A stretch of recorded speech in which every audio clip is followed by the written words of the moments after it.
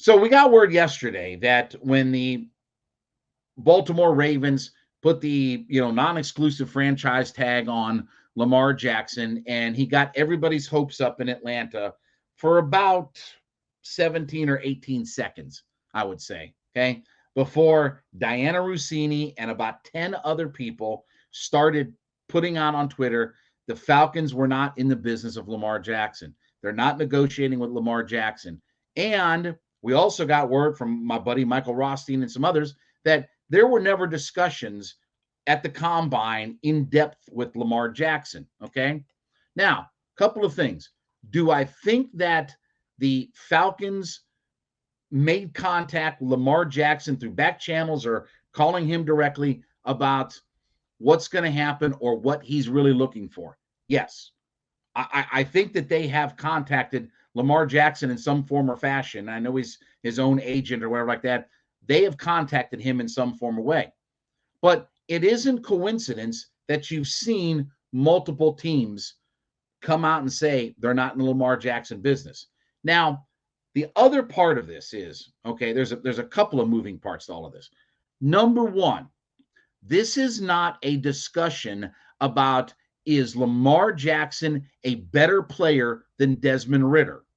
This is you can't put this thing in a neat little package in a little gift box and wrap it up and hand it to somebody and say, who's better of these two guys? That's not the discussion. Everybody knows Lamar Jackson on the field is a better player than Desmond Ridder. But when you add the draft capital and the contract and everything else that comes along with it, his injury factor, all of the different things that have to be see again, when you trade your football cards, right, you can make these kinds of deals. But when it comes to real money and tags and this and that and compensation, the business of football takes over. And people don't like to hear that. Well, Lamar Jackson's way better than what we got. Yes, but you have to give up your assets. You have to pay a whole bunch of money. And you're getting a guy who maybe is a 12-game player. He's been a 12-game player the last 2 years. Can you roll the dice on all of that? See, that's the little bubble that people live in, just saying that, well, this guy's player A is better than player B. Yeah, we all know that. But there are other factors that come into this. And look, here's the thing, okay? Take DeSean Watson. He's the highest cap hit at quarterback in the NFL currently, okay? He's about $55 million on the cap, okay?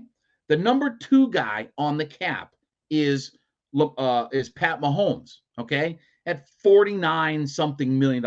So it's less than $6 million between the first and second quarterback that are the 2 biggest cap hits in the NFL. What's the difference, though?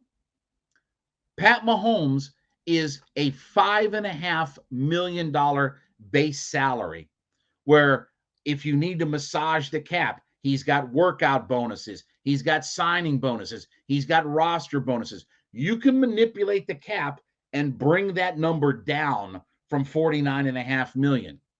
You know what DeSean Watson's base salary is this year? $46 million. So 5.5 versus 46. There's no massaging that number for DeSean Watson. And that's why he's $54 million against the cap. There's no massaging that number and changing that number up because all of his money is guaranteed. So you would have no flexibility to all of a sudden go in and massage the numbers on a Lamar Jackson contract if that's what he really wants. And look, if he's really going to stick to his guns, then don't sign the franchise tender and don't play this year. But my guess is whether he gets a new deal or not, he'll ultimately sign that $32 million tender if that's where he ends up with the Baltimore Ravens. Now, the other part of this is, okay, you're the Atlanta Falcons. You go in, you're willing to give up the 2 first-round draft picks for compensation. You go in, you work a deal, you get this, you got that, and then you put an offer sheet together. You know what the Ravens can do? Check we're going to go ahead and match this offer. And then you're left holding the bag. And then where are you? Then you're back in the DeSean Watson business because you kicked the tires on DeSean Watson, but when you weren't willing to give up the money that was being looked at, then all of a sudden that deal falls through and it cost you Matt Ryan at that point. But still, again, you fall back to, well, we were going to be in the DeSean, we're going to be in the Lamar Jackson business. But hey, Desmond Ridder, you're our option all along. Hey, you've always been our option as we were negotiating with Lamar Jackson. How does that make Desmond Ridder feel about it? That, again, when they talked about his leadership and all this kind of stuff, and then they don't have the confidence in because they're in the Lamar Jackson business. See, the fallout to all of these things is bigger than just who's better, player A or player B. It's never that simple. And I was never in the business of Lamar Jackson. I love him as a player. I think he's a fantastic quarterback. But again, the compensation, the contract, and the fact that we're not a player away from the Super Bowl. We're not Lamar Jackson away from being a Super Bowl team. That's not happening.